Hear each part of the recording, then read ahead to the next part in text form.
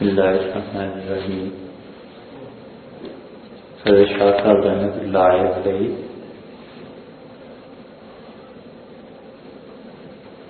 حجت اللہ میں یہ بات ارشاد فرما رہے تھے کہ انسان کی جو تربیت ہے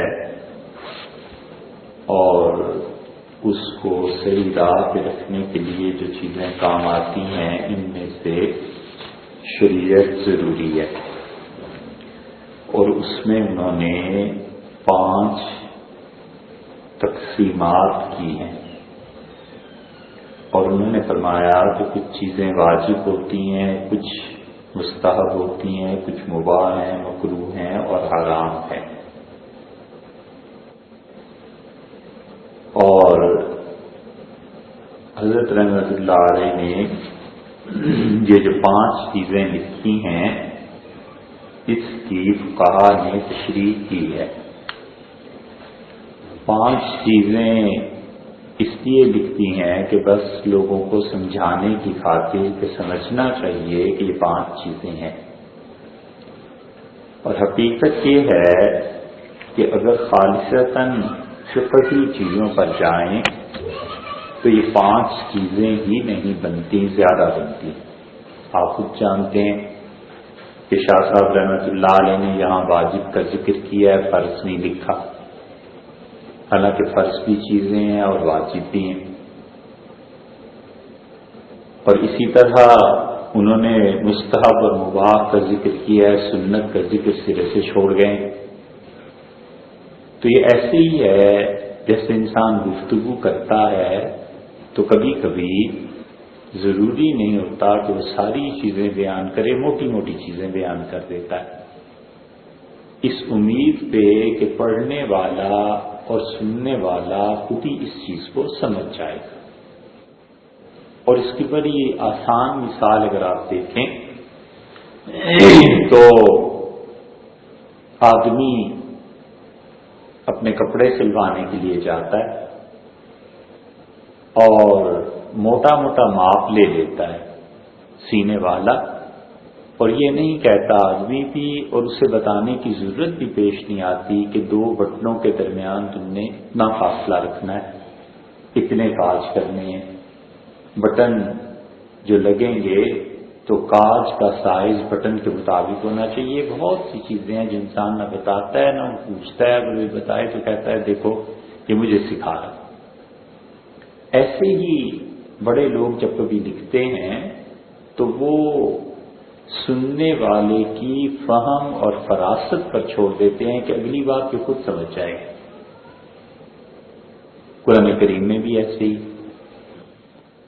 اللہ تعالی نے بہت سے مقامات پر بات چھوڑ دی ہے ادھوری، اس طرح سے کہ انسان جو سمجھنے والا ہے وہ اس سوال اور جواب کے درمیان جو وقفہ ہے یا جو چیز پیدا ہو رہی ہے اسے سمجھ جائے گا۔ مثلا قرآن کہتا ہے الا یعلم من خلق، بھلا وہی تمہیں نہیں جانتا جس نے تمہیں پیدا کیا ہے، وَهُوَ اللَّطِيفُ الْخَبِيرُ، بڑا ہی باریک بین ہے، بہت باریک چیزوں کو دیکھتا ہے، خبر والے۔ اب ہونا یہ چاہیے تھا کہ الا یعلم من خلق، کیا وہی تمہیں نہیں جانتا جس نے تمہیں پیدا کیا ہے؟ اور لوگوں دیکھو یقیناً وہ جانتا ہے، لیکن اللہ نے اس جملے کو کچھ نہیں فرمایا کہ سمجھنے والا سوال جو ہے اس کے تیور اور اس کی ادائیگی کے انداز سے ہی کر لیتا ہے کہ اس کا جواب کیا ہونا چاہیے۔ یہ بالکل ایسے ہی ہے جیسے بچے کو باپ کہتا ہے کہ تمہیں عقل نہیں آتی۔ اب ایک آدمی اوپر سے آیا تو وہ سمجھ نہیں سکتا کہ اس نے اسے کیا کہا ہے، لیکن وہ بچہ سمجھتا ہے کہ مجھے کس بات پر تنبیہ کی گئی ہے۔ تو شاہ صاحب رحمۃ اللہ نے اس لیے یہاں پر سنت کا جو ذکر چھوڑ دیا اور صرف واجب کو لے آئے اور مستحب مباح کو لے آئے، اور مکروہ کی بھی 2 قسمیں ہونی چاہیے تھی، وہ بھی نہیں کی، حرام کی بھی 2 قسمیں ہونی چاہیے تھی۔ بعض چیزیں ایسی ہیں جو اللہ تعالی نے سرے سے قطعاً حرام قرار دے دی ہیں، اور بعض چیزیں ایسی ہیں جسے فقہا نے اپنے اجتہاد سے حرام قرار دیا ہے۔ اس کا یہ مطلب نہیں ہے کہ دونوں چیزیں برابر۔ اب سور قطعی طور پہ حرام، اللہ تعالیٰ نے اسے حرام قرار دیا، کوئی شخص نہیں ہے جس کا اجتہاد اسے جائز کر سکے۔ اور امام بخاری رحمۃ اللہ علیہ نے ایک جگہ یہ لکھا ہے کہ امام ابو حنیفہ رحمۃ اللہ علیہ سمندر کے سور کو جائز قرار دیتے تھے، اور امام بخاری رحمۃ اللہ علیہ برسے ہیں امام ابو حنیفہ رحمۃ اللہ علیہ اس مقام پہ، اور خوب غصہ اپنا اتارا ہے، اس لیے کہ امام ابو حنیفہ رحمۃ اللہ علیہ رفع الیدین کے قائل نہیں ہیں، تو انہوں نے ان کے متعلق یہ ساری چیزیں لکھی ہیں، کتابوں میں موجود ہیں، آپ پڑھ سکتے ہیں، لیکن امام صاحب رحمۃ اللہ علیہ سرے سے اس بات کے قائل ہی نہیں تھے، کسی نے اطلاع دے دی اور انہوں نے اس پہ اعتبار کر دیا اور لکھ دی، تو یہ ہو جاتی ہیں چیزیں ایسی۔ اس لیے اللہ کی کتاب ہی بس ایسی چیز ہے جس میں ایسی چیز نہیں، اور کبھی مجتہد جو چیز اپنے اجتہاد سے حرام قرار دیتا ہے وہ چیز نہیں ہے جو اللہ نے حرام قرار دی۔ مثلا مچھلی کی ایک قسم ایسی ہے جس میں ریڑھ کی ہڈی نہیں پائی جاتی، اب حنفی فقہا کہتے ہیں اس کا کھانا ہی جائز نہیں کیونکہ یہ مچھلی نہیں ہے بنیادی طور پہ، اور حنفیہ میں ہی یعنی وہ اسے حرام قرار دیتے ہیں اور کھانے کو گناہ سمجھتے ہیں، لیکن ظاہر ہے کہ سور کا کھانا اور اس کا کھانا دونوں برابر تھوڑے ہی ہیں، کیونکہ اس کے کھانے کو امام شافعی رحمۃ اللہ علیہ جائز قرار دیتے ہیں اور ائمہ جائز قرار دیتے ہیں، تو جب وہ جائز قرار دیتے ہیں تو پھر اس کا مطلب یہ ہے کہ معاملہ حرام سے کم درجے میں ہو گیا، اس لیے اسے کہتے ہیں کہ حرام ذات کے اعتبار سے ہے یا حرام غیر کے یعنی دلائل کے اعتبار سے ہوتا ہے، تو دلائل کے اعتبار سے فقہا کبھی لکھ دیتے ہیں کہ یہ ضروری نہیں ہے کہ وہ حرام ایسے ہی ہو جیسا خدا نے قرار دیا ہے اور جیسے حضور صلی اللہ علیہ وسلم نے کسی چیز سے منع فرما دیا۔ خود حنفیوں میں آپ دیکھیں وہ کہتے ہیں کہ دیکھو ہر وہ چیز جو سمندر سے لی جاتی ہے اور عرف عام میں اسے مچھلی کہتے ہیں وہ جائز ہے، کہتے ہیں اس سے بحث ہی نہیں ہے کہ ریڑھ کی ہڈی ہے یا نہیں، عرف عام میں جسے مچھلی کہا جا سکتا ہے وہ جائز ہے۔ اب یہ مچھلی جو بام مچھلی ہوتی ہے، سانپ کی شکل کی طرح کی ہوتی ہے، اسے سارے اہل تشریح ناجائز کہتے ہیں اور ہمارے حضرات سے جائز کہتے ہیں۔ وہ کہتے ہیں اس لیے شیعہ کیا کہتے ہیں، وہ کہتے ہیں کہ یہ بام مچھلی سانپ ہے اسے مت کھاؤ، ہمارے حضرات کہتے ہیں کھا لو، اس لیے کہ اس میں مچھلی کا اطلاق ہوتا ہے، اور یہی وہ چیز ہے جس کا نفع اٹھا کے حنفی فقہا میں سے بہت سے اس طرف گئے ہیں کہ جھینگا جائز ہے۔ اب مولانا عثمانی صاحب نے جس کی علت کا حلال ہونے کا فتویٰ دیا ہے، تو غالباً وہاں بھی یہی چیز ہے کہ جو چیز اجتہاد حرام کرتا ہے مجتہد کا، اس کی وہ شان نہیں ہوتی جو اللہ نے حرام قرار دی ہے، دونوں میں فرق ہوتا ہے۔ اس لیے اگر کسی انسان کو ایسے حرام کا ارتکاب کرتے ہوئے انسان پائے جس حرام میں شبہ ہو سکتا ہے یا کوئی اس سے جائز کہتا ہے یا جواز کی کوئی وجہ نکل سکتی ہے، تو وہاں پر اتنی شدت نہیں اختیار کرنی چاہیے جتنی شدت اس حرام میں ہے جو اللہ نے حرام قرار دی۔ مثلا اس کی ایک مثال دیکھیے، اللہ تعالیٰ نے فرمایا وَأَن تَجْمَعُوا بَيْنَ الْأُخْتَيْنِ، اور یہ کہ تم دو بہنوں کے ساتھ کو ایک وقت میں نکاح میں رکھو۔ اب یہ بظاہر حرام ہے اور اللہ ہی نے حرام قرار دیا ہے۔ ایک آدمی اس کی اولاد ہوتی ہے اور اولاد میں نکاح شامل نہیں ہے، خالصتاً حرام اس کی اولاد ہے، جائز ہی نہیں، اور ایک آدمی نے اپنی سالی سے نکاح کر لیا، نکاح ہو گیا اس کا یا نہیں ہوا، فقہا کہتے ہیں نکاح فاسد ہے۔ اب اس کے بعد یہ جو بچہ پیدا ہوگا اس کا نسب اسی کی طرف جوڑا جائے گا، اگرچہ شریعت اسے الگ کر دے گی، فقہا کہیں گے الگ ہو جاؤ، سالی سے نکاح نہیں ہو سکتا تھا، لیکن نکاح ہوا، اولاد پیدا ہو گئی، تو باپ اس اولاد کا وہی قرار دیا جائے گا اور وہ حرام کا بچہ نہیں ہے۔ اسے کہتے ہیں فقہا اپنی اصطلاح میں کہ یہ نکاح فاسد ہے، یعنی موقع تو نکاح کا ہو سکتا تھا، بیوی اگر مر جاتی تو پھر اس کی بہن جائز ہوتی نا، اس نے مرنے سے پہلے ہی اس کی بہن سے نکاح کر لیا، تو گویا اس نے حرام کام تو کیا ہے، لیکن ایک صورت اس کے جائز ہونے کی تھی، بیوی کے مرنے کی، اس نے اس کو نہیں دیکھا بلکہ اس نے نکاح کر لیا، تو کہا کہتے ہیں یہ اولاد اس کی نکاح فاسد کا نتیجہ ہے، زنا کا نتیجہ نہیں، وہ دونوں میں فرق کرتے ہیں۔ فتاوی الانجیلی میں یہ ہے، اس لیے مفتی جب تک پڑھا لکھا نہ ہو اور گہرا علم نہ ہو وہ ان چیزوں میں فرق نہیں کر سکتا. وہ اللہ کی حرام کردہ چیز میں اور اجتہاد کے ذریعے جو چیز حرام ہوئی ہے دونوں کو ایک کر کے لوگوں پہ سختی شروع کر دیتا ہے. لوگ کہتے ہیں خدا کی پناہ اگر دین یہی ہے تو بھائی دور سے ہمیں سلام، ہم نہیں اس دین میں آتے. اسے فرق کرنا چاہیے کہ اجتہاد نے حرام قرار دیا ہے یا اللہ نے کتاب اللہ میں نص آئی ہے یا حضور صلی اللہ علیہ وسلم نے فرما دیا ہے، دونوں میں فرق. اسی لیے شاہ صاحب رحمۃ اللہ علیہ یہاں کہتے ہیں کہ آدمی کو تربیت کے لیے ان چیزوں کو ہونا چاہیے. اب اس بحث کے بعد پھر انہوں نے نئی بات شروع کی ہے اور وہ فرماتے ہیں وہ مقدمات تبین مقامات الاحسان، اور ہر شخص کے لیے ضروری ہے کہ وہ ان تمہیدی باتوں کے بعد کہ جو 5 قسمیں میں نے بیان کی ہیں واجب، مباح، مندوب، مکروہ اور حرام کی، اس کے بعد ہر شخص کے لیے یہ ضروری ہے کہ سلوک کے بعض مقامات کی اس کو وضاحت کی جائے. پھر کیا ہوا؟ وجب کی حکمت اللہ تعالی و رحمتہ، اللہ تعالی کے ہاں جو حکمت ہے اور جو اس کی رحمت ہے وہ ایسی چیز ہے کہ جس نے ضروری قرار دیا ہے کہ ان یحیی فی غیب قدسہ، اور کہ اللہ تعالیٰ اس انسان کے لیے اللہ کے اپنے علم میں تھا ازلی طور پہ کہ انسان کی قوت عقل جو ہے اس کی روزی کا سامان پیدا کریں اور انسانوں میں سے پاکیزہ شخصیت کی طرف توجہ کریں جو اس کو وہاں سے حاصل کریں اور تمام لوگ اس شخصیت کی تابعداری کریں.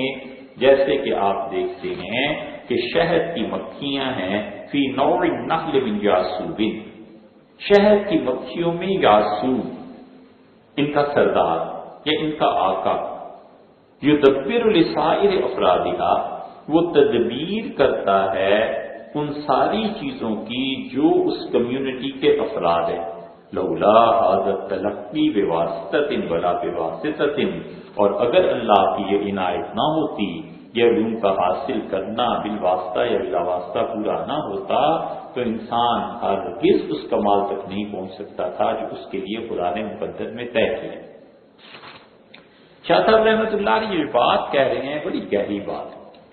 2 چیزیں اس میں سمجھنے کی ہیں.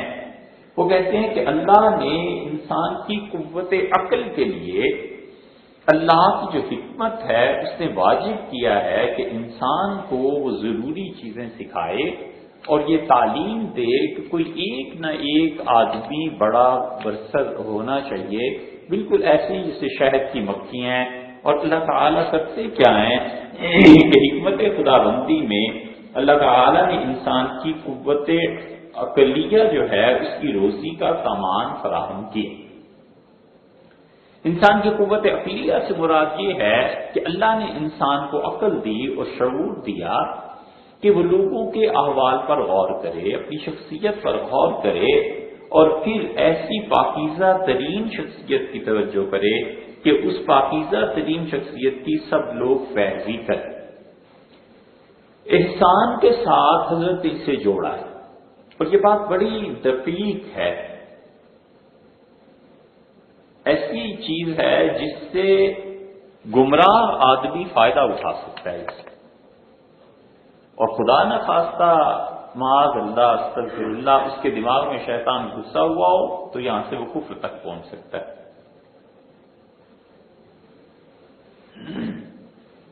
کیسے؟ اس کی تشریح کرتے ہیں لیکن بہت احتیاط کے ساتھ کہ ایک آدمی ایسا چاہیے جس طرح سردار ہوتا ہے مکھیوں میں اور وہ سب کا بندوبست کرتا ہے تاکہ انسان کمال تک پہنچے. جیسے وہ یاسوب اس کا نام، شہد کی جتنی بھی مکھی ہیں ان کی جو ملکہ ہے اس کا نام عربوں میں یاسوب. تو سیدھی سی بات، ایک ہے زبان قانون کی اور ایک ہے احسان کی. حضرت رسالت پناہ صلی اللہ علیہ وسلم کے دور میں بھی یہی تھا اور ہمیشہ ہوتا آیا ہے کہ ایک زبان قانون کی ہے اور ایک زبان احسان کی. قانون کی زبان حضور اقدس صلی اللہ علیہ وسلم نے کیا فرمایا؟ نبی کریم صلی اللہ علیہ وسلم کی جتنی تعلیمات ہیں ان میں قانون کی زبان الگ ہے اور احسان کی الگ. قانون کی زبان فرمایا اسے قتل کے عوض میں قتل کر دیا جائے. قانون کی زبان، اس نے شراب پی ہے 80 درے لگا لیے جائے، قانون کی زبان چوری کی ہے ہاتھ کاٹ کیا جائے۔ احسان کی زبان اور احسان کی زبان یہ ہے، احسان کہتے کسے ہیں؟ جبریل امین نے حضور صلی اللہ علیہ وسلم پوچھا مل احسان یا رسول اللہ، اللہ کے رسول احسان کیا ہے؟ فرمایا تمہیں عبادت میں وہ مقام حاصل ہو جائے کہ تم اللہ تعالیٰ کا مشاہدہ کرو، اور وگرنہ اللہ تو تمہیں دیکھ ہی رہا ہے۔ یہ کمال ہے، عروج ہے تصوف کا، بس اس سے زیادہ کچھ نہیں کہ آدمی اپنے ہر فعل میں یہ یاد رکھے کہ اللہ دیکھ رہا ہے۔ اور جب آدمی اس مقام تک پہنچتا ہے تو پھر قرب فرائض سے نکل کے قرب نوافل میں داخل ہو جاتا ہے، اور نوافل کے ذریعے جو خدا کا قرب حاصل کرتا ہے، یہیں سے وحدت الوجود اور وحدت الشہود کی مباحث شروع ہوتی ہیں۔ احسان کی زبان حضور صلی اللہ علیہ وسلم کی یہ ہے کہ ایک آدمی، ایک صحابی رضی اللہ عنہ ہیں، اور اسد الغابہ میں ابن عبد البر نے یہ قصہ، یہ حدیث لکھی ہے پوری، اور حضور اقدس صلی اللہ علیہ وسلم کے پاس آیا اور روتا ہوا وہ لڑکا آیا اور اس کا اللہ کے رسول میں ہلاک ہو گیا۔ آپ نے کہا کیا ہو گیا؟ اس کا اللہ کے رسول میں کھجوروں کا کاروبار کرتا ہوں، ایک لڑکی دکان پہ آئی تھی، طویل حدیث کا خلاصہ یہ ہے کہ اس نے کہا اس سے بہتر کھجوریں تو میں نے کہا اسٹور میں پڑی ہیں، جب اسٹور میں میرے ساتھ گئی تو میں نے سوائے اس ایک خاص کام کے ہر چیز اس کے ساتھ کر لی، حتیٰ کہ میں فارغ ہوا، نہایا اور آ گیا۔ تو مجھے اتنی اب شرمندگی ہے اپنے اس فعل پہ کہ میں حاضر ہوا ہوں، آپ مجھے بتائیں میرے ساتھ کیا ہو۔ تو رسول اللہ صلی اللہ علیہ وسلم، میں خدا کی کتاب میں تمہارے بارے میں کوئی حکم نہیں پاتا، یا تو یہ فعل کر گزرتا اور پھر حد لگتی، یا اس سے نہیں کیا تو اب درمیان کی کیفیت ہے، کیا حکم دیا جائے؟ تو حدیث میں آتا ہے کہ اللہ تعالیٰ نے آیات نازل کی اور اللہ نے فرمایا کہ لوگوں کو کہیے کہ اقیم الصلاۃ، نماز کو قائم کرو، طرفی النہار، دن کے دونوں سروں پر، فجر کی نماز اور عصر یا مغرب کی نماز۔ اللہ نے کہا ان الحسنات، اور یقیناً تمہاری نیکیاں یذھبن السیئات، گناہوں کو مٹا دیتی۔ اہل سنت کی اس پہ بحث ہوئی ہے کہ گناہ نیکیوں کو کھاتے ہیں یا نہیں، کیونکہ خدا نے کہا ہے کہ نیکیاں گناہوں کو ختم کر دیتی ہیں، خدا نے یہ نہیں کہا کہ گناہ نیکیوں کو بھی اڑا دیتے ہیں۔ اور اہل سنت کا موقف یہ ہے، جس کی صاحب المعانی نے تصریح کی ہے کہ انسان کے گناہ اس کی نیکیوں کو برباد نہیں کرتے۔ وہ کہتے ہیں نیکی ایسی چیز ہی نہیں ہے جو برباد ہو جائے، خدا قیامت میں کاٹے گا تو کیا چیز کاٹے گا؟ روزے کے متعلق وہ کہتے ہیں انور شاہ صاحب رحمۃ اللہ علیہ کہ روزے کے کٹنے کا کہیں ذکر نہیں آیا کہ روزہ بھی کٹ جائے گا۔ اہل سنت یہ کہتے ہیں خلاف شیعہ کے، شیعہ حضرات کے ہاں مسلک میں یہ ہے کہ وہ کہتے ہیں نیکیاں گناہوں کو برباد کر دیتی ہیں، گناہ نیکیوں کو برباد کر دیتے ہیں۔ ہمارے اہل سنت کہتے ہیں کہ گناہ نیکی کو برباد نہیں کرتے، گناہ کا حساب الگ ہے، نیکی کا حساب الگ ہے، البتہ نیکیاں گناہوں کو برباد کر دیتی ہیں۔ اللہ نے کہا ان الحسنات، اور بلا شبہ نیکیاں گناہوں کو دھو ڈالتی ہیں، اور نماز قائم کرو۔ حضور صلی اللہ علیہ وسلم جب وحی نازل ہوئی، عصر کی نماز آپ نے مجھ سے پڑھا دی، اور عصر کی نماز کے بعد کہا کہ وہ کہاں گیا ہے؟ اس نے کہا اللہ کے رسول میں یہاں ہوں۔ آپ نے ہما صلی اللہ کا معنا، ہمارے ساتھ نماز پڑھی کہ نہیں پڑھی؟ اس نے کہا اللہ کے رسول پڑھی ہے۔ فرمایا دیکھو اللہ نے مجھ پہ آیت نازل کی ہے اور چلے جاؤ، خبردار اس کا ذکر نہ کرو۔ یہ احسان کی زبان ہے، یہ دربردار معافی کی زبان ہے کہ ہو گیا جو ہو گیا، اب ایسی باتیں نہیں کرتے۔ سیدنا عمر رضی اللہ عنہ کے یہاں یہ آتا ہے، ایک آدمی نے شراب پی اور اس سے ابو موسیٰ اشعری رضی اللہ عنہ کو اور بھی کوئی ایسا کام اس نے کیا تھا، سخت غصہ آیا، اور اب گواہی اس کی مل نہیں رہی تھی، انہوں نے اس کی تعزیر جاری کر دی۔ تعزیر اس طرح سے جاری کی کہ اس کا سر منڈا دیا اور بال اتروا کے اور گدے پہ بٹھا کے انہوں نے اس کو شہر میں گھمایا تاکہ لوگ اس مجرم کو دیکھیں۔ وہ آدمی سیانہ تھا، اس نے سب گوارا کر لیا اور سیدھا پہنچا مدینہ منورہ، حضرت ابو موسیٰ اشعری رضی اللہ عنہ کی شکایت کی سیدنا عمر رضی اللہ عنہ سے، اور کہا کہ میرے ساتھ آپ کے گورنر نے یہ سلوک کیا۔ سیدنا عمر رضی اللہ عنہ نے اس کو سمجھایا اور کہا کہ پھر اگر تم نے ایسے کیا ہے تو توبہ کر لی تھی؟ اس سے کہا حضرت میں نے توبہ کر لی تھی۔ تو انہوں نے کہا ابو موسیٰ کو سمجھنا چاہیے تھا کہ اللہ نے کہا کہ قابل التوب، اللہ اپنے بندوں کی توبہ کو قبول کرتا ہے، غافر الذنب، اور اپنے بندوں کے گناہوں کو معاف کرتا ہے، شدید العقاب، خدا کا عذاب بھی بڑا سخت ہے۔ یہ ساری چیزیں ہوتی ہیں۔ اور پھر ابو موسیٰ کو لکھا کہ ابو موسیٰ خبردار جو آئندہ کسی کے ساتھ ایسا کام کیا، اگر تم حضور صلی اللہ علیہ وسلم کے چہیتے نہ ہوتے تو میں تمہیں سخت سزا دیتا۔ یہ تم نے کیا کیا؟ جب ایک آدمی پر گواہیاں نہیں آ رہی اور قرائن اور آثار ہیں تو ایسی شدید سزا نہیں دینی چاہیے تھی۔ یہ احسان کی زبان ہے۔ اب احسان کی زبان جب غالب آتی ہے تو بڑا نازک مرحلہ یہ ہے کہ آدمی کے گناہ کیوں ہوتے ہیں۔ تقدیر میں ہے گناہ، اور حضور صلی اللہ علیہ وسلم نے بڑے واضح طور پر کہا یہ بڑی نازک بات ہے۔ آپ سے کسی نے آگے پوچھا کہ اللہ کے رسول میں کیا خاندانی منصوبہ بندی کر لوں؟ ارشاد فرمایا تم کرو یا نہ کرو، جس روح نے آنا ہے وہ آ کے ہی رہے۔ کسی اور نے پوچھا تو حضور صلی اللہ علیہ وسلم نے فرمایا کہ تمہاری تدبیر ہے بس کر لو۔ اسی لیے صحابہ کرام رضی اللہ عنہ کے زمانے میں یہ منصوبہ بندی ہوتی تھی، اور جابر بن عبداللہ رضی اللہ عنہ سے کسی نے کہا کہ جابر یہ ہوتا ہے ایسے کہ عین اس موقع پہ اپنی بیوی سے الگ ہو جایا کرتے ہیں، تو جابر رضی اللہ عنہ نے ناراضگی کا اظہار فرمایا اور ان کا تم اصل کو الگ ہونے کو برا سمجھتے ہو؟ اس نے کہا ہاں برا سمجھتا، تو انہوں نے کہا قرآن نازل ہو رہا تھا رسول اللہ صلی اللہ علیہ وسلم کے زمانے میں اور ہم ایسی حرکتیں کرتے تھے، پھر خدا نے وہی کیوں نہیں نازل کر دی؟ خدا نے روک کیوں نہیں دیا کہ یہ نہ کیا کرو؟ ناراض ہوئے اس پہ کہ ایسے نہیں ہے۔ تو یہ ایسی چیز ہے جو نزاکت کی بات یہاں آ جاتی ہے کہ ایک آدمی نے آ کے عرض کیا کہ اللہ کے رسول میں ان جذبات کو کیسے قابو پا سکتا ہوں؟ تو رسول اللہ صلی اللہ علیہ وسلم نے کوئی چیز نہیں بتائی۔ آپ نے فرمایا لا بد منہ، تم میں سے جس کے نصیب میں بدکاری کا جتنا حصہ لکھ دیا گیا ہے اس سے بچنے کی کوئی صورت نہیں ہے، تم وہ کر کے رہو۔ فرمایا کہ ہاتھ اور پاؤں اور تمہارا جسم اور آخر تک چلے گئے، حدیث میں آتا ہے، اور آپ نے فرمایا جتنا خدا نے طے کر دیا نا اس حد تک تم ہو کے رہو گے، تم اس سے اپنی جان چھڑا ہی نہیں سکتے۔ اب یہ حدیث جو لوگ سن لیں جن کے دماغ میں شیطانیت ہے تو کہاں اس حدیث کو لے جائیں گے؟ اور احسان کی زبان یہ ہے کہ حضور صلی اللہ علیہ وسلم نے دیکھو ان کی احسان کی زبان کو نا مفتیوں سے زیادہ صوفی سمجھتے ہیں۔ مولانا نے بڑی عجیب بات اس پہ لکھی ہے۔ مولانا کہتے ہیں کہ یہ جو گناہ ہے نا اور یہ جو بدکاریاں ہیں جب ہو جائے تو اتنا ڈرنے کی پھر بات نہیں ہے، توبہ کرو۔ اور وہ کہتے ہیں اسے اس طرح سمجھو، ان کی بات کی تشریح کر رہے ہیں، وہ کہتے ہیں اس طرح سمجھو جیسے عورتیں اپلے لگاتی ہیں تو ہاتھ گندے کر لیے نا، اب اٹھ کے دھوئے گی، پھر اپلے جب خشک ہو جائیں گے تو ان کے ذریعے ہنڈیا پکے گی۔ تو یہ گناہ اپلوں کی طرح ہیں جو تم اپنے نصیب کے تحت کرتے ہو، تو یہ کرائے جاتے ہیں تاکہ تم ان سے توبہ کرو تو تمہارا مقام پہلے سے بھی بڑھ جائے۔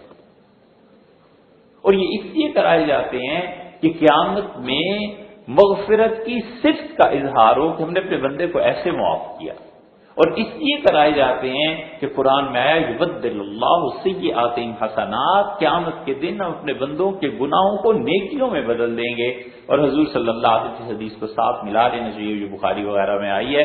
آپ نے کہا ایک آدمی کو اللہ اپنے ساتھ اتنا کر لے گا کہ کائنات میں لیس بینہ و بین اللہ ترجمان، اللہ کے درمیان اور اس کے درمیان کوئی ترجمان نہیں رہے گا، اور اللہ کہے گا کہ ازدب تک عذاب میرے بندے یہ گناہ کیا تھا، وہ کہے گا ہاں رب کیا تھا، کہیں گے یہ بھی کیا تھا یہ بھی کیا تھا، بالکل گویا سرگوشیاں ہو رہی ہیں، مالک اپنے بندے سے کہہ رہا ہے یہ بھی نافرمانی یہ بھی نافرمانی، حتی یظن انہ قد ہلک، یہاں تک اسے یقین ہو جائے گا کہ اب تو گئے جہنم میں، اب تو مارے گئے۔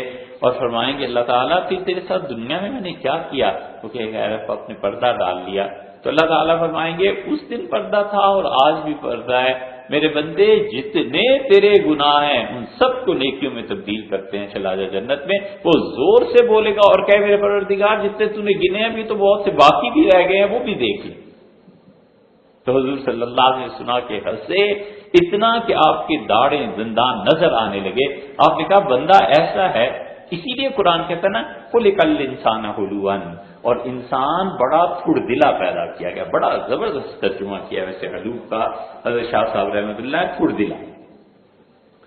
اردو میں یہ لفظ معلوم نہیں حضرت کے زمانے میں استعمال ہوتا ہوگا، حالانکہ یہ اصل میں پنجابی کا لفظ ہے. خلق الانسان اذا مسہ الخیر منوعا اذا مسہ الشر جزوعا، جب اس کو کوئی تکلیف پہنچتی ہے آسمان سر پہ اٹھا لیتا ہے چیخ چیخ کے. واذا مسہ الخیر منوعا، اور جب ہم کچھ پیسہ مال دے دیتے ہیں تو پھر کیا کرتا ہے؟ سمیٹ کے رکھتا ہے، دوسروں کو نہیں دیتا، خرچ نہیں کرتا. الا المصلین، ہاں ہمارے وہ بندے جو نماز پڑھتے ہیں ان کی طبیعت میں اعتدال رہتا ہے. جب تکلیف میں مبتلا ہو جاتے ہیں دعا مانگنے لگتے ہیں، خدا کچھ مہربانی فضل مال اولاد دے دیتا ہے، اللہ کی راہ میں مناسب حد تک خرچ کر دیتے ہیں. الا المصلین الذین هم فی صلاتهم دائمون، وہ لوگ جو ہمیشہ نماز پڑھتے رہتے ہیں. اس پہ بحث کیا مفسرین نے کہ ہمیشہ نماز سے کیا مراد ہے.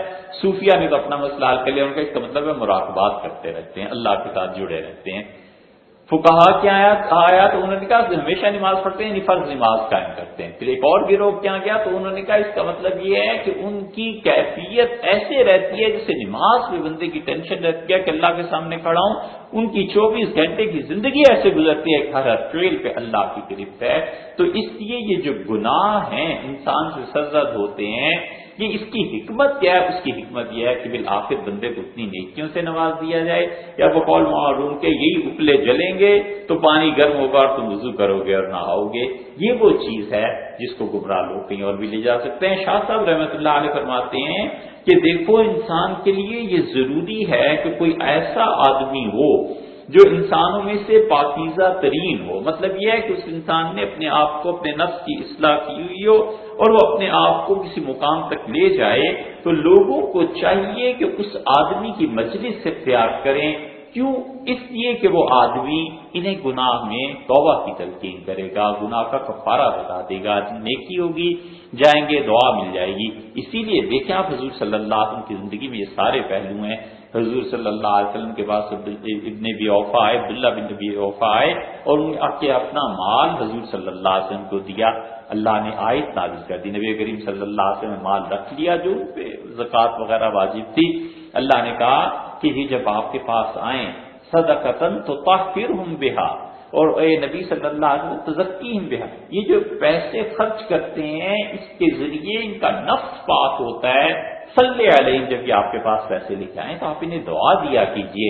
یہ نہیں ہے کہ مال آپ نے رکھ لیا اور دعا کچھ بھی نہیں. ان صلاتک سکن لہم، آپ کی دعاؤں سے انہیں بڑا سکون ملتا ہے. یہ تربیت ہے، انسان کی بات ہے. اس نے اپنا پیسہ خرچ کیا، کچھ تو سننا چاہتا ہے، یہ بشری تقاضا ہے.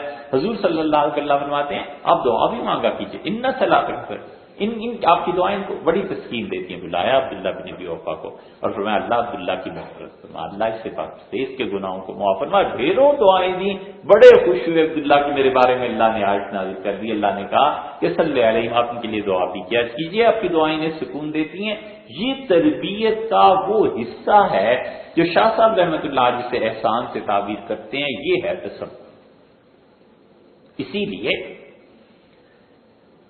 وہ زمانہ اتنا یعنی کتابیں پھیلنے کا نہیں تھا. واحد سورس لوگوں کے علم کا مولوی صاحب کی زبان تھی بس، اور کوئی تھا ہی نہیں. گاؤں میں جو مولوی صاحب نے کہہ دیا وہی علم ہے، جو مولوی صاحب نے فتویٰ دے دیا وہی ہے.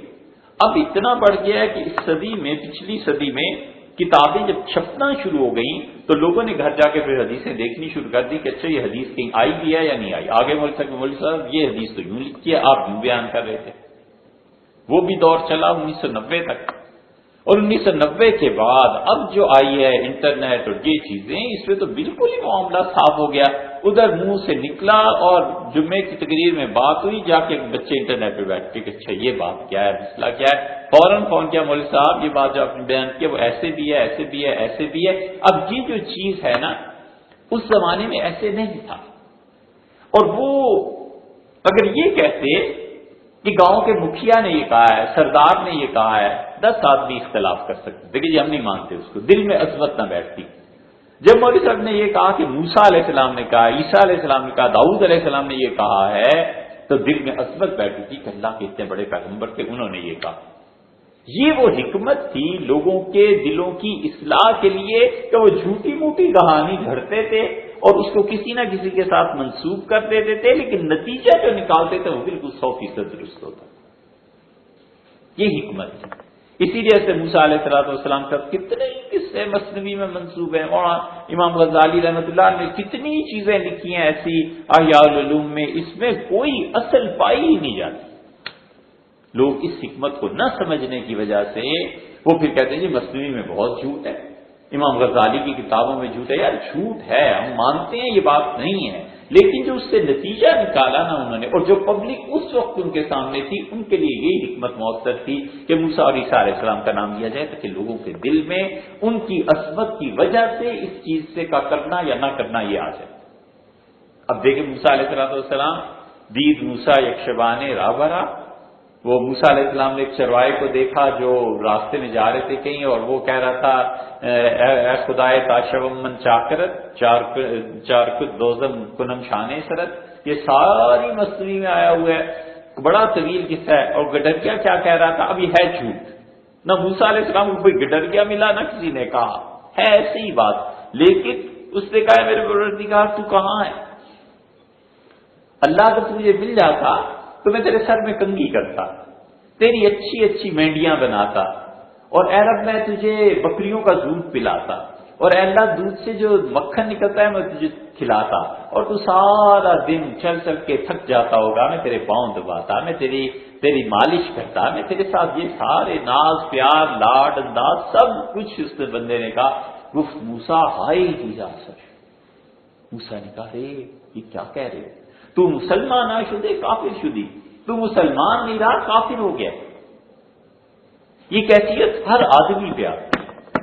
کوئی آدمی نہیں ہے، ہم نہیں مانتے، نہ کافر نہ مسلمان جس پہ نہ آئے، کبھی نہ کبھی اللہ کے ساتھ شکر میں یہ کیفیت آتی ہے. بندہ خدا کو دعائیں دینے لگتا ہے کہ تیری مملکت وسیع ہو، تیرے بندے قائم رہیں. اس کا حل کیا ہے؟ اس کا حل یہ ہے کہ دعا نہیں کرے، اللہ کی تعریف کرے کہ اللہ تیرے کیا کہنے، تو نے ایسی مصیبت سے نکالا ہے، تیرے لیے حمد و ثنا ہے پروردگار، تو مالک ہے. یہ ہر آدمی کے دل میں جذبہ ابھرتا ہے جب وہ احسان خدا کا مانگتا ہے. لگا تھا ڈوبنے کشتی میں، اور سمندر لہریں طوفان ایسا شدید، اور جب ساحل پہ پہنچتا ہے تو بے اختیار سجدے میں گر جاتا ہے. یہ کرکٹر جو سجدے کرتے ہیں بہت سو کی ہمیں نہیں معلوم، لیکن بہت سو کی حالت ایسی ہوتی ہے کہ اب تو قوم ساری ڈوبنے لگی تھی، یہ تباہی ہونے لگی، سجدہ کرتا ہے کہ یار اب شکر ہے تو نے عزت رکھ لی. اس موقع پہ بیٹا ہو جاتا ہے، تمناؤں کے بعد بیٹی ہو جاتی ہے، خوشی ہوتی ہے، نوازات ہوتی ہے، ہزار مقامات آتے ہیں. احسان مند طبیعت و غیرت و طبیعت میں کہ احسان اللہ کا شکر ادا کرنا ہے. آدمی اس موقع پہ کہتا ہے اللہ تیری سلطنت وسیع، تیرے ساتھ ہے.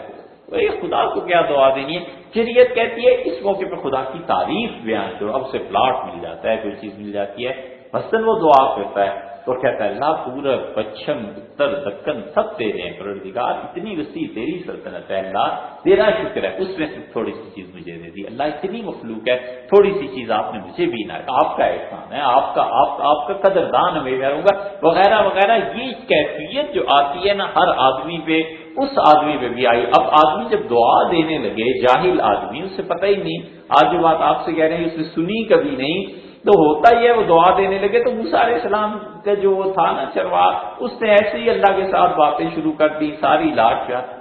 ارے کافر، تو اللہ نے وہی آمد سوئے موسیٰ خدا، اللہ نے وہی بھیجی موسیٰ علیہ السلام کی طرف، اور کہا وہ جب کافر کہا تو چیختا ہوا بھاگ پڑا کہ ارے میں کافر ہو گیا. مسلمان کو کافر کہنا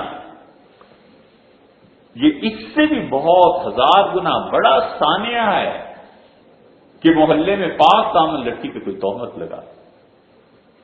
اس کا جو دکھ کے مارے حال ہوتا ہے وہ ہفتوں اور مہینوں اس کے ذہن سے بات نہیں نکلتی، اور روتی ہے اور منہ چھپاتی ہے اور بددعائیں دیتی ہے جس نے ایسی بات کی. ایمان کی جس کو قدر ہوتی ہے نا، اگر اسے کافر ہو تو اس کا دل کتنا دکھتا ہے کہ یار اس ایمان کے لیے تو محنت کر رہے ہیں اور آپ بھی کہتے ہیں میں کافر ہوں. کدھر سے میں کافر ہوں؟ اس لیے وہاں جو کچھ اس نے کہا اس جنگل بھاگ پڑا. وہی آمد سوئے موسیٰ علیہ السلام کی طرف وہی آگے. اور اللہ نے کہا بندہ ہی من نس منم کر دے جدا، یہ موسیٰ یہ کیا کیا، میرے بندے کو مجھ سے الگ کر دیا، تو برائے وصل کر دے نام دی، ہم نے تو اس لیے بھیجا تھا کہ ہمارے ساتھ بندوں کو جوڑ، نئے برائے فصل کر دے نام دی، اس لیے نہیں بھیجا تھا کہ جو پہلے جڑے ہیں انہیں بھی توڑ دے۔ اس کے بعد دیکھیے کیسا زبردست نتیجہ نکالتا، یہ وہ چیز ہے جو لوگوں کو سیکھنی چاہیے۔ جو فتوے کی زبان استعمال کرتے ہیں نا ان کو زیادہ سیکھنی چاہیے۔ یہ ہے جھوٹ، یہ کہانی نہ کوئی چروا تھا نہ موسیٰ علیہ السلام پہ، بھیا نتیجہ کیسا زبردست نکالا ہے۔ موسیٰ علیہ السلام کی شکایت کے بعد وہاں کہتے ہیں گفتگو عاشقاں در کار رب، اللہ کے جو عاشق ہوتے ہیں نا یہ جو باتیں کرتے ہیں نا، جوشش عشق است بہتر کے ادب، کبھی یہ نہ کہو کہ بے ادبی کر دی اس نے اور کافر ہو گیا، یہ کہو کہ محبت کا جوش زیادہ تھا، اس جوش میں ایسی باتیں کر گیا کہ اس نے خدا کو اپنے اوپر قیاس کیا۔ کتنے بڑے مسئلے ہیں، کتنی بڑی چیز ہے گفتگو عاشقاں درکار رب۔ اللہ سے تعلق رکھنے والے کبھی کبھی اللہ سے جو باتیں کرتے ہیں جو شیشے عشق نیتر کے ادب، اللہ کے ساتھ وہ تعلق کی شدت جو ہے وہ اظہار کرتی ہے۔ مظلوم ہے، ظلم ہوا ہے اس پہ، کہتا ہے پروردگار تو کہاں ہے، میرا گھر لوٹ گیا، میرے بچے برباد ہو گئے، تو کی استغفر اللہ، کہتا ہے اللہ کیا تماشا دیکھ رہا ہے، دیکھ نہیں رہا یہ کیا ہو رہا ہے، کدھر ہے تیری رحمتیں۔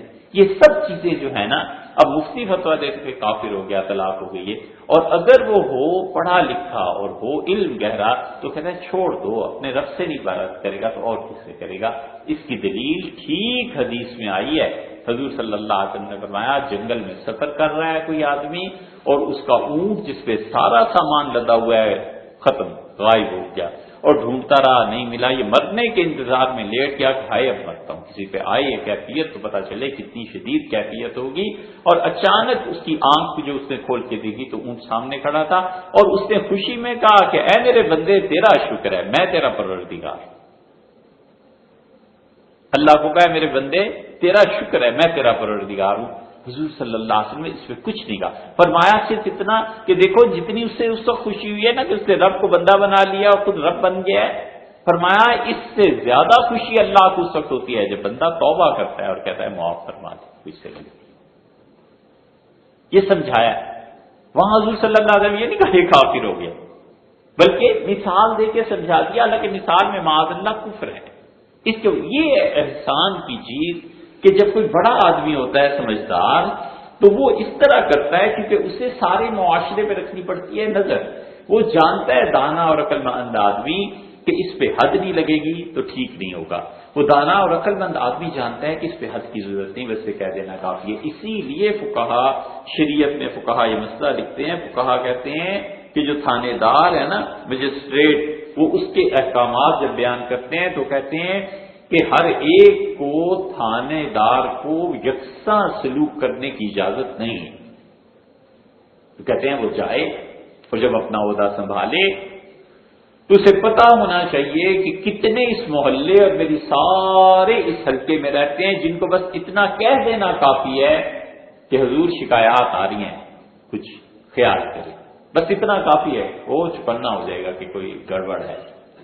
کچھ ایسے ہیں جن کے گھر چلے جانا ہی کافی ہے، محلے والے دیکھیں گے تو پوچھیں گے نا پولیس کیوں آئی، اب وہ ٹھیک ہو جائے گا۔ اور کہتے ہیں کچھ ایسے ہیں جب تک جوتے تھانے بلا کے نہیں مارو تب تک ٹھیک نہیں ہوں گے، وہ باز ہی نہیں آتے، تو ہر ایک کے ساتھ یکساں سلوک تھوڑی کیا جا سکتا ہے۔ یہ ہے وہ چیز جو شاہ صاحب رحمۃ اللہ علیہ کہتے ہیں کہ احسان کے مقدمات کا حاصل ہونا، یعنی نسبت احسان جو ہے اس تک پہنچانے کے لیے، تو کہتے ہیں اگر انسانوں کو یہ علم اللہ نہ دیتا بلا واسطہ یا بالواسطہ تو وہ انسان کا کمال جو خدا نے اس کے لیے لکھا ہے وہ پورا نہیں ہو سکتا، بلا واسطہ دیتا ہے۔ یہ اللہ کا بڑا ایک عجیب نظام۔ آدمی کا جب کہیں تعلق ہوتا ہے تو اس تعلق میں اس کی طلب کی وجہ سے دیا جاتا ہے۔ پہلی صورت تو یہ ہو جاتی ہے کہ کسی بزرگ کی مجلس میں گئے اور اللہ کو منظور تھا کہ اس آدمی کو اس کے سوالات کا جواب دے دے، تو وہ اس آدمی کے دل پہ الہام کیے جاتے ہیں علوم تاکہ یہ جو آدمی آیا اس کو اس کا جواب مل جائے۔ وہ لوگ جو ہوتے ہیں وہ اولاد کی طرح کے ہوتے ہیں، اور یہ آدمی ماں کی مانند ہوتا ہے، اولاد روتی ہے تو ماں کے ہاں دودھ آ جاتا ہے، وہ بچوں کو پلاتی ہے۔ اللہ تعالیٰ ایک تو اس طلب پہ دے دیتے، اس لیے کوئی آدمی اس مقام پہ پہنچے تو یہ نہیں سمجھنا چاہیے کہ میں اتنا پاک ہو گیا ہوں کہ اوپر سے علوم مجھ پہ نازل ہو رہے ہیں۔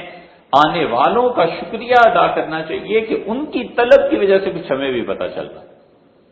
بالکل ایسے ہی ہے جیسے جون، جولائی، اگست شدید گرمی پڑ رہی ہے اور صبح سے دوپہر 2 بجے 3 بجے کسی نے آ کے نلکا کھولا کہ وضو کرے اور تپا ہوا ہے پانی، اور یہ ہوتا ہے کئی مرتبہ پانی گرم آتا ہے، آدمی اس کو چھوڑ دیتا ہے کہ تھوڑی دیر ٹھنڈا، پائپ گرم ہے، پائپ ٹھنڈا ہو جاتا ہے، نلکا ٹھنڈا ہوتا ہے، پھر جا کے پانی آتا ہے۔ اگر نلکے کو اس وقت زبان مل جائے نا، ہے بظاہر وہ نلکا پانی دینے والا، لیکن اگر اسے زبان مل جائے تو کہے بھائی تیرا بڑے شکریہ، بڑی مہربانی، تو نے آ کے اس نلکے مجھے کھولا ہے تو جا کے میں بھی ٹھنڈا ہوا ہوں، ورنہ میں تو تپ گیا تھا، جل گیا۔ اس لیے جو طلب لے کے آتے ہیں یہ بڑے قابل قدر لوگ ہوتے ہیں، ان کی وجہ سے نوازا جاتا ہے۔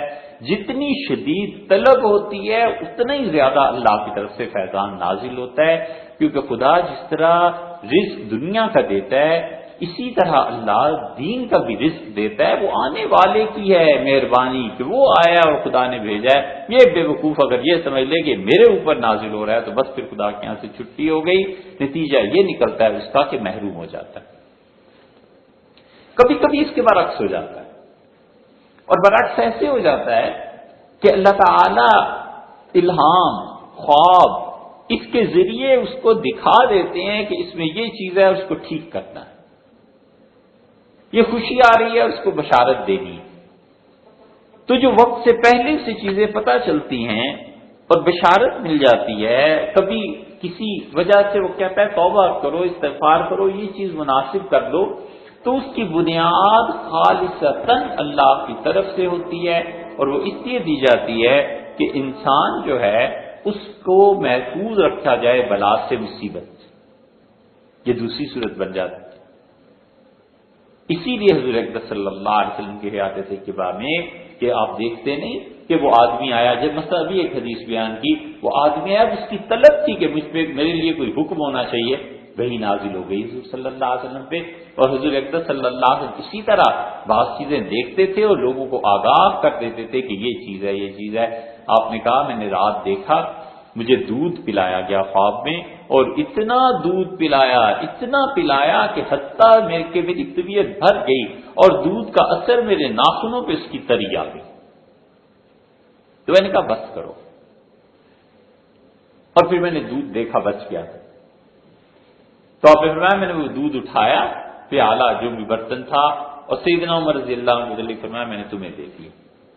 انہوں نے کہا کہ اللہ کے رسول اس کی تعبیر کیا ہے؟ حضور صلی اللہ علیہ وسلم نے فرمایا یہ نبوت علم ہے، یہ جو علم تھا وہ باقی تمہارے حصے میں چلا گیا۔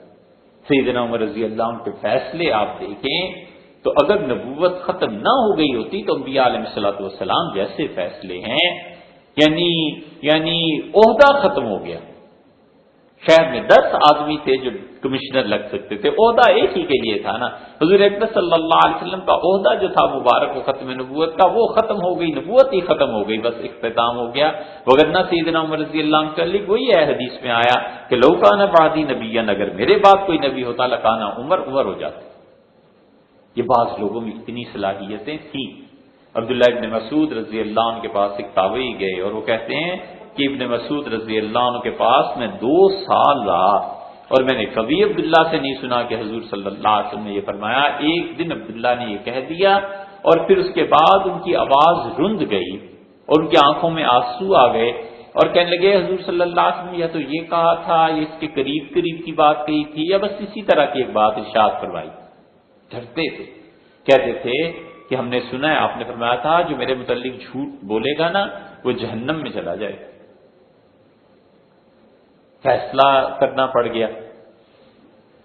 ابن مسعود رضی اللہ عنہ کے پاس حدیث نہیں تھی، وراثت کا ایک مسئلہ تھا، انہوں نے فیصلہ کر دیا اور انہوں نے کہا دیکھو بھئی تم میرے پاس آئے ہو وراثت کا مسئلہ لے کے، نہ خدا کی کتاب میں کچھ ہے نہ سنت میں میرے پاس کچھ ہے، میں یہ اپنی رائے سے فیصلہ کر رہا ہوں۔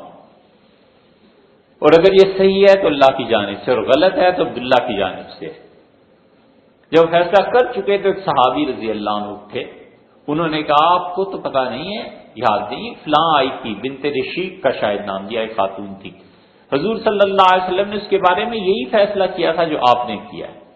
عبداللہ اتنے خوش ہوئے جھومتے رہے بڑی دیر اور فرمایا واہ بھائی واہ، میرا فیصلہ حضور صلی اللہ علیہ وسلم کے فیصلے کے مطابق ہو. یہی چیز حضرت عمر رضی اللہ عنہ کے ساتھ پیش آئی. سیدنا عمر رضی اللہ عنہ جب واپس آ رہے تھے، بیت المقدس والوں نے یہ طے کیا تھا کہ چابی امیر المومنین لے کے وہ واپس آ رہے تھے اور طاعون پھیل گیا. اب جو طاعون پھیلا ہے تو دو گروہ ہو گئے صحابہ کرام رضی اللہ عنہ کے کہ طاعون پھیلا ہے، اب کیا کرنا چاہیے. حضرت عمر بن العاص رضی اللہ عنہ تقریر کی اور عمر بن العاص رضی اللہ عنہ نے کہا کہ لوگوں اپنے گھروں کو چھوڑو اور نکل جاؤ یہاں سے اور پہاڑوں میں چلے جاؤ اور طاعون کے اثرات کم ہو جائیں. حضرت شرحبیل ابن حسنہ رضی اللہ عنہ آئے. یہ بڑوں کی باتیں، کسی کو یہ زیبا نہیں ہے کہ وہ صحابہ کرام رضی اللہ عنہ کے متعلق ایک لفظ بھی بولے. اب باپ اور دادا کی بات ہے، باپ اور چچا کی بات ہے، ماں اور خالہ کی بات ہے. اولاد کو کیا حق پہنچتا ہے کہ ماں یا خالہ کے ماں نے کوئی لفظ خالہ کو کہا ہے تو بچے بھی اٹھ کے کہنے لگے ان کے لیے تو خالہ ہے نا، وہ تو آپس میں بہنیں. عمر بن العاص رضی اللہ عنہ طاعون میں تقریر کر کے اترے اور شرحبیل ابن حسنہ آئے. شرحبیل ابن حسنہ رضی اللہ عنہ جو تھے بڑے صحابہ کرام رضی اللہ عنہ سے. یہ جو لوگوں نے ان کا نام بگاڑ کے شرجیل کر لیا نا، یہ شرحبیل تھا. فے بے یہ اور لام، اور بے کا جو نقطہ تھا کسی نے غلطی سے فے کے نیچے لکھ دیا تو جیم بن گیا اور بے اڑ گیا بیچ میں سے تو شرجیل بن گیا. یہ حالانکہ یہ غلط ہے. شرحبیل نام تھا ان کا. شرحبیل ابن حسنہ رضی اللہ عنہ آئے، جوتے اٹھائے ہوئے مسجد میں داخل ہوئے بہت غصے میں. اور یہ شرحبیل رضی اللہ عنہ نے مکہ میں اسلام قبول کیا، ہجرت کی، حبشہ کی، دوسری ہجرت کی، مدینہ منورہ کی، پھر حضور صلی اللہ علیہ وسلم کے ساتھ رہے ہیں، فتح مکہ میں ساتھ رہے ہیں، باقیوں کو کے ساتھ رہے ہیں. حضور صلی اللہ علیہ وسلم نے شرحبیل کو اپنا سفیر بنا کر مصر بھیجا اور مصر میں تھے یہ جب تو مدینہ منورہ میں ادھر انتقال ہو گئے. پھر حضرت بکر رضی اللہ عنہ خط لکھا کہ شرحبیل تم رہو فوج کے ساتھ. پھر وہ فوج میں رہے ہیں. پھر یہ شام پورا اردن انہوں نے فتح کر کے مسلمانوں کو دیا ہے. سیدنا عمر رضی اللہ عنہ نے انہیں اپنے منصب سے ہٹایا تھا. تو انہوں نے کہا حضرت مجھے منصب سے ہٹا رہے ہیں گورنر ہونے سے تو ناراض ہیں. میں تم سے ناراض نہیں ہوں، لیکن میں نے معاویہ کو دیکھا ہے. فرمایا بس یہ کہو میں ناراض نہیں ہوں تمہیں ہٹانے میں، لیکن یہ کہو کہ ایک عہدے کے لیے ایک آدمی عمر نے مقرر کیا تھا اور پھر اس سے بہتر آدمی عمر کو نظر آیا تو اس نے کہا بہتر آدمی تو مسلمانوں کے لیے ہونا چاہیے.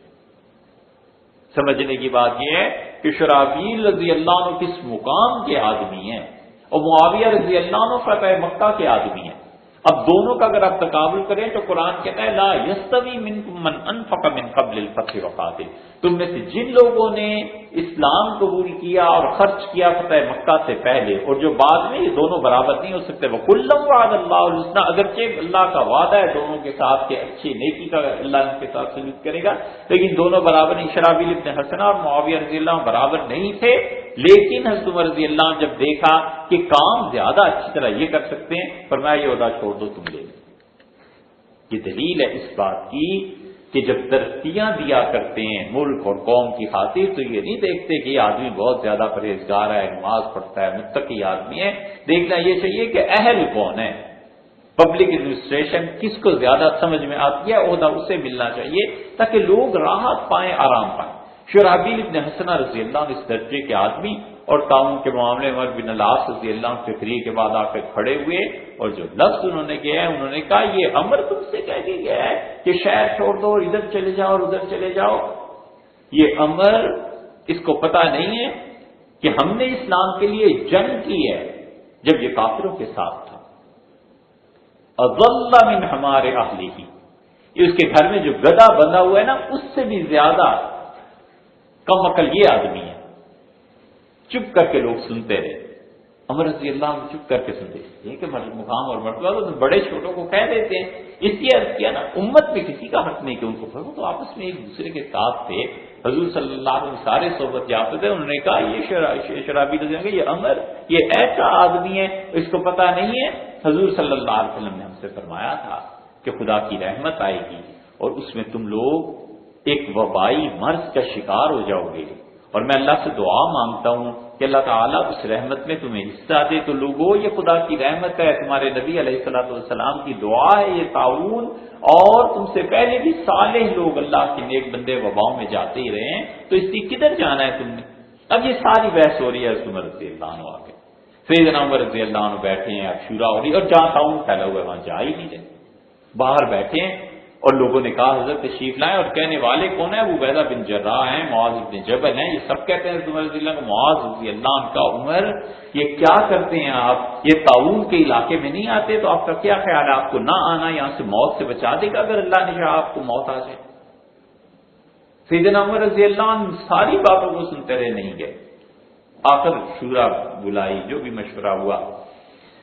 عبد الرحمن ابن عوف رضی اللہ عنہ گئے تھے کسی کام سے، تو سیدنا عمر رضی اللہ عنہ کا دیکھو بھئی میں فیصلہ کرتا ہوں، طاعون اور کوئی بھی وبا جب پھیلے تو جو لوگ اندر مبتلا وبا ہیں وہ باہر نہیں آئیں گے اس شہر سے، اور جو شہر سے باہر ہیں جن تک وبا نہیں پہنچی وہ اندر نہیں جائیں گے. میں بس یہ میرا فیصلہ ہے اور میں جا رہا ہوں. اس نے معاذ رضی اللہ عنہ پکڑ لیا ان کا ہاتھ میں، ان کا کہا تو پھر من قضاء اللہ. عمر آپ خدا کی تقدیر سے بھاگنا چاہتے ہیں؟ اگر تقدیر میں موت ہے تو وہاں یہاں بھی آ سکتی ہے، اور نہیں ہے تو وہاں بھی نہیں آئے گی. سیدنا عمر رضی اللہ عنہ ہاتھ چھڑا دیا اور انہوں نے کہا کہ معاذ فر من قضاء اللہ الى قدر اللہ، خدا کی تقدیر جو یہ جو طاعون والی تم مجھے بتا رہے ہو نا، اس سے دوسری خدا کی تقدیر مدینہ منورہ جانا لکھا ہے، وہاں جا رہا ہوں. تو پھر فرمایا معاذ ایک میدان ہے جہاں پر کوئی گھاس نہیں ہے، اور ایک میدان ہے جہاں گھاس لگی ہوئی ہے، تو تم اپنے جانور کو خدا کی تقدیر پر چھوڑ دو گے یا اپنے جانور کو اس میدان میں لے جاؤ گے جہاں گھاس؟ یہ کہہ کے چل پڑے. یہ تقدیر کی صحیح تشریح انہوں نے کر دی کہ آدمی اپنی عقل ہوش حواس سے کام لیتا ہے ساری چیزوں سے. معاذ رضی اللہ عنہ کو غصہ تھا، معاذ رضی اللہ عنہ کے انتقال بھی اسی میں ہو گیا. عبد الرحمن ابن عوف رضی اللہ عنہ آگے، یہ سب کھڑے تھے، اور انہوں نے جب یہ ساری بحث سنی تو انہوں نے کہا میں تم لوگوں کو بتاؤں، میں نے حضور صلی اللہ علیہ وسلم سے خود یہ سنا ہے، اس میں کیا ایسی بات ہے؟ آپ نے فرمایا تھا کہ جب کہیں وبا پھیل جائے تو جو آدمی اندر ہیں وبا میں مبتلا ہو جائیں، باہر نہ آئے اور باہر والے اندر نہ جائیں. سیدنا عمر رضی اللہ عنہ اتنے خوش ہوئے، عبد الرحمن کو گلے لگا لے. فرمایا عبد الرحمن میرا فیصلہ حضرت رسالت پناہ صلی اللہ علیہ وسلم کے فیصلے کے مطابق ہو گیا. بڑی خوشی انہیں ہوئی. یہ ہے وہ دودھ کی تعبیر کا. فرمایا جو میرے سے بچ رہا تھا عمر تو تمہیں دے دیا گیا. تو سیدنا عمر رضی اللہ عنہ کو اس لیے شاہ صاحب رحمۃ اللہ جو فرماتے ہیں نا کہ علوم یہ پورے نہ ہو تو کبھی خدا واسطے سے دیتا ہے اور کبھی براہ راست دے دیتا ہے. براہ راست ایسے بھی دے دیتا ہے کہ الہام کر دیتا ہے. آخری زمانے میں جیسے ہمارا دور چل رہا ہے جھوٹ عام ہو جائے، یہ ہر جگہ ہے. حل کیا ہے اس کا؟ آدمی جائے کہاں اور کہاں جا کر آدمی کسی سے پوچھے کہ صحیح راہ کیا ہے؟ ہر کوئی کہتا ہے میری راہ صحیح ہے، ہر کوئی آدمی یہی کہتا ہے. تو اس پہ حضور صلی اللہ علیہ وسلم نے ایک بات ارشاد فرمائی. آپ نے فرمایا اصدقہم لسانا اصدقہم رؤیا. تم میں آخری زمانے میں جو آدمی جتنا سچا ہوگا اس کے خواب بھی اتنے ہی سچے کر دیے جائیں گے. اس کا مطلب یہ ہے کہ سچ بولتا رہے، اللہ کی طرف سے براہ راست رہنمائی خواب کے ذریعے ہو جائے گی کہ یہ کرو اور یہ نہ کرو. کیونکہ جب سچ بولے گا تو دل کا آئینہ صاف ہوگا. جب دل کا آئینہ صاف ہوتا ہے تو خدا کے جو حکم ہیں لوح محفوظ کے وہ اس کے دل میں آتے ہیں، اترتے ہیں. اور جب جھوٹ بولے گا تو دل کے آئینے پہ گویا اس سے کیچڑ بن لیا، اب شکل نظر نہیں آئے گی، اب چیزیں صحیح نظر نہیں آئیں گی. اس لیے بہت سے لوگوں سے آپ ملیں گے کہ جب تک وہ کبیرہ کسی گناہ میں مبتلا نہیں ہوئے اچھے خواب بھی آتے تھے، خدا کی طرف سے کچھ بتایا بھی جاتا تھا. جب کسی گناہ میں مبتلا ہو گئے تو پھر یہ کیفیت زائل ہو گئی.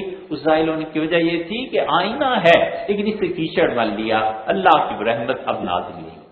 اس لیے شاہ صاحب رحمۃ اللہ علیہ فرماتے ہیں کہ دیکھو پھر چوتھی چیز، 5 وہ چیزیں ہوئی تقسیم کی، اور اس کے بعد احسان کی کیفیت ہے، یہ انسان میں ہونی چاہیے تاکہ خدا کی طرف سے رہنمائی ہو۔